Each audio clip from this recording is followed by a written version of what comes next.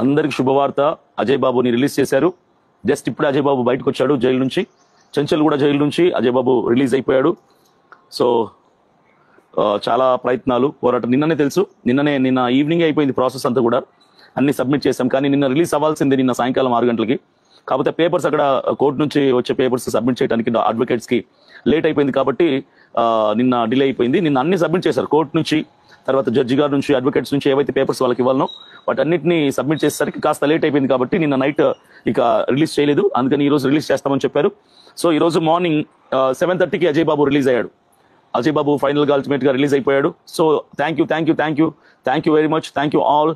ప్రతి ఒక్కరికి కూడా నా హృదయపూర్వక ధన్యవాదాలు తెలియపరుస్తున్నాను. మీరందరూ కూడా చాలా ప్రార్థన చేశారు. Thanks for everyone who pride for his release. ఎవరైతే అజయ్ బాబు బయటికి విడుదల వాళ్ళని ప్రార్థన చేశారో వాళ్ళందరికీ కూడా నా హృదయపూర్వక ధన్యవాదాలు తెలియపరుస్తున్నాను. Really I'm so happy.